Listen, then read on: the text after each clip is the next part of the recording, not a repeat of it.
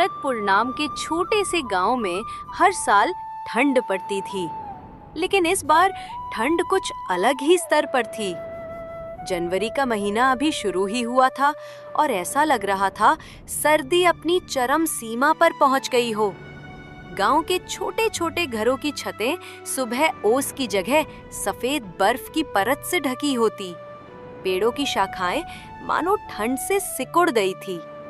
सूरज भी ऐसा लगता था जैसे बादलों की मोटी चादर ओढ़े सो गया हो। ठंड का मौसम अमीरों के लिए तो बहुत ही सुहाना होता है, लेकिन गरीबों के लिए मुसीबत का पहाड़ टूटने जैसा है। ये ऐसे ही एक गरीब परिवार की कहानी है। गोपाल के परिवार पर ठंड का मौसम कहर बनकर टूटता है। हे ऊपर वाले, ये इतनी ठंड कैसे पड़ा रहे हो? इतनी ठंड में तो घर से निकलना भी मुश्किल हो गया है। लगता है इस बार ठंड कुछ ज्यादा ही बढ़ गई है। सच में ऐसी ठंड तो पहले कभी नहीं देखी। बाहर जाने का तो मन ही नहीं करता। ठंडी हवा बदन को चीरती हुई निकलती है। हाँ मीरा, और देखो सूरज भी जैसे मानो लुका छुपी खेल रहा है। दिन भर कोहरा छाया रहता है। लगता है कि ठंड और बढ़ती चली जाएगी। सच में इस बार ठंड ने तो सबकी हालत खराब कर दी है। तुम बाहर कैसे जाओगे? तुम्हें तो सुबह सुबह उठकर सेठ हीरालाल की दुकान पर जाना पड़ता है। हम तो फिर भी घर में रहते हैं और चूल्हे के पास बैठकर कुछ गर्माहट ले लेते हैं। क्या करे मीरा, काम तो करना ही पड़ेगा। सेठ जी को तो कोई फर्क नहीं पड़ता कि कितनी ठंड है। उन्हें तो बस काम समय पर चाहिए। अच्छा मीरा, तो अब मैं चलता हूँ, नहीं तो मालिक फिर से गुस्सा करेंगे। गोपाल एक चाय की दुकान पर चाय बनाने का काम करता था, जहां उसे बहुत कम पैसे मिलते हैं और उसके परिवार का गुजारा बस किसी तरह से चल रहा था। दौलतपुर गांव में हर साल सर्दी का मौसम आता था, लेकिन इस बार ठंड कुछ ज्यादा ही भयानक थी। आमतौर पर गांव के लोग सर्दी को हंसी खुशी सहन कर लिया करते थे, लेकिन इस बार मौसम ने सभी को मुश्किल में डाल दिया। ठंडी हवाओं के साथ साथ आसमान में घने बादल छाए रहते, जिससे दिन भर धुंध का माहौल बना रहता था। गांव का चौपाल, जहां आम दिनों में लोग बैठकर बातें किया करते थे, अब सुनसान पड़ा था। ठंड ने हर किसी को घर में कैद कर दिया था। अंकुश के पापा, आज घर में बहुत थोड़ा सा आटा है। बस 2 ही रोटी बन पाई है। एक रोटी मैंने आपके लिए बांध दी है, दिन में खा लेना। बच्चों को आधी आधी रोटी खिला दूंगी। नहीं मीरा, आजकल तो मुझे दिन में भूख ही नहीं लगती। वो दिन छोटा होने लगा है ना, इसलिए मैं तो दिन में चाय पीकर ही अपना काम चला लूंगा।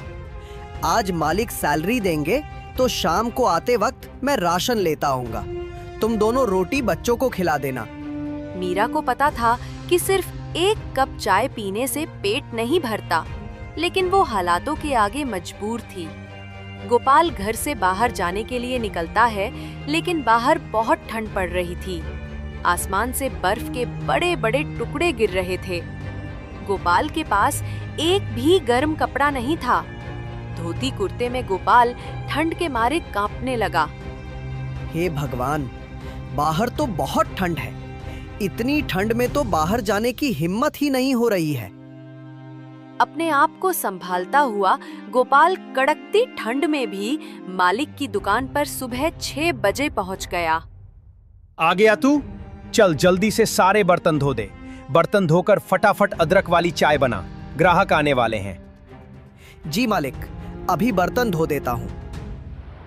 बर्फ जैसे ठंडे पानी में बर्तन धोना गोपाल के लिए बहुत मुश्किल होता था, लेकिन वो कहते हैं ना कि गरीबी सब कुछ करा देती है। बर्तन धोकर गोपाल ने ग्राहकों के लिए चाय बनाई और सबको चाय दी। चूल्हा जलाने के बाद गोपाल को ठंड से थोड़ी राहत मिली। गोपाल का बहुत मन हो रहा था कि एक कप चाय वो भी पी ले। हे भगवान, ठंडे पानी से बर्तन धोने के बाद हाथ तो मानो जैसे जम ही गए। इतनी ठंड हो रही है, क्यों ना एक कप चाय मैं भी पी लूं। उसने मालिक को एक कप चाय दी और खुद भी एक कप चाय पीने लगा। तभी मालिक ने उसके हाथ में चाय का कप देख लिया और गुस्से से भड़कने लगा।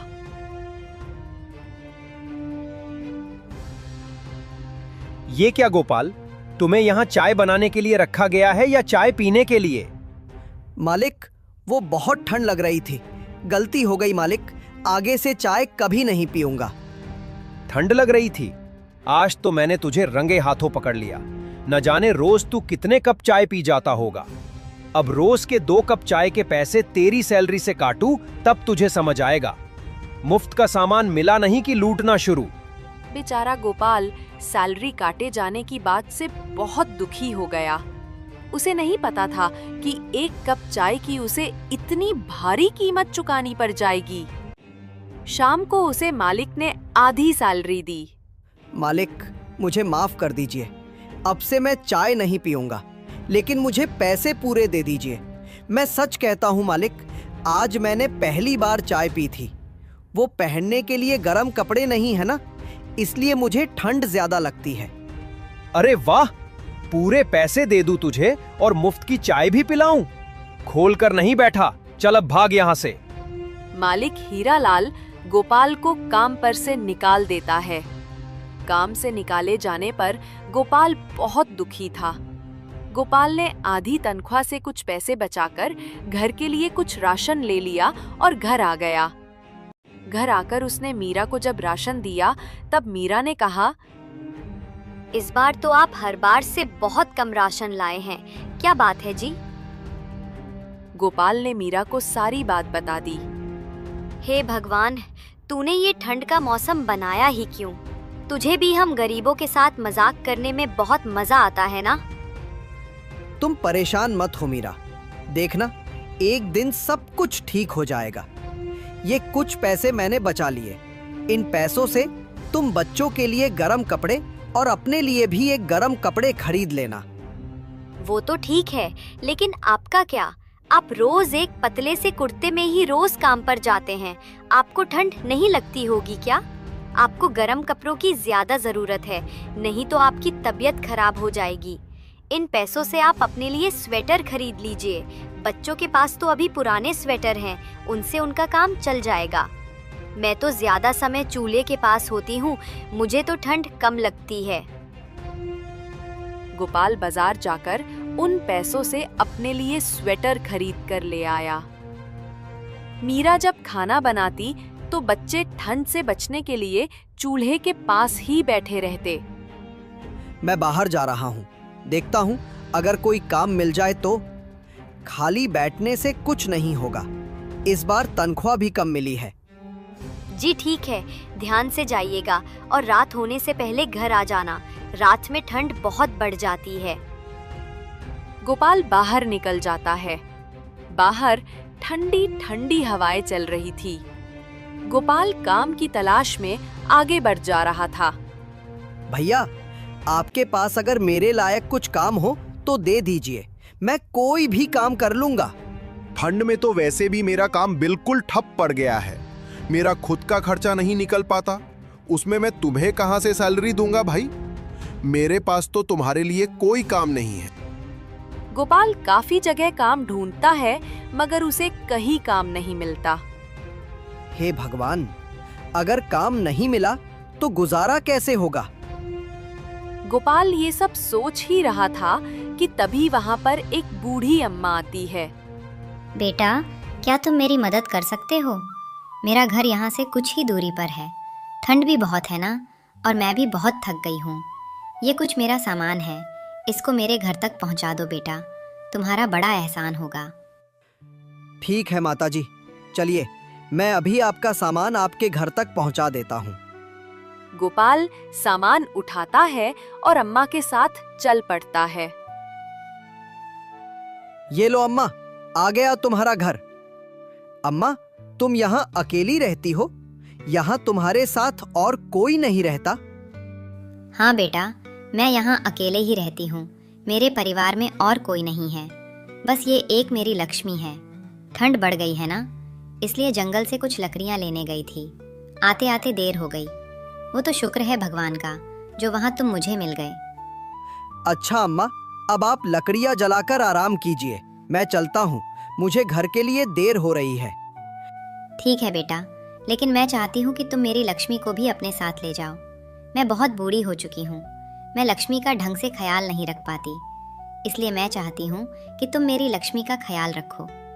ठीक है अम्मा, अगर आप इतना जोर डाल रही हैं तो आज से मैं आपकी लक्ष्मी का ध्यान रखूंगा। बेटा, इसे चारा सही से खिलाना तो ये तुम्हें बहुत सारा दूध देगी। ठीक है अम्मा, जैसा आप कहो, मैं आपकी लक्ष्मी का बहुत अच्छे से ख्याल रखूंगा। इतना कहकर गोपाल लक्ष्मी को लेकर घर आ जाता है। जब मीरा ने गोपाल को गाय के साथ देखा तो वो बोली, अरे ये किसकी गाय ले आए आप? गोपाल मीरा को सारी बात बता देता है। बस इस तरह अम्मा ने इस लक्ष्मी को मुझे दे दिया और कहा उसका बहुत ध्यान रखना। अब हम इसका बहुत ध्यान रखेंगे, बिल्कुल अपने बच्चों की तरह। मीरा, रात तो होने वाली है, मैं सोच रहा हूँ कि लक्ष्मी के लिए कुछ हरी हरी घास ले आऊं। रात में अगर लक्ष्मी को भूख लगी तो हमारे पास उसे खिलाने के लिए कुछ भी नहीं है। जी हाँ, आप जल्दी से लक्ष्मी के लिए कुछ खाने को ले आइए। गोपाल जंगल की ओर निकल जाता है और लक्ष्मी के लिए ढेर सारा चारा लेकर घर पहुंचता है और लक्ष्मी को खिला देता है।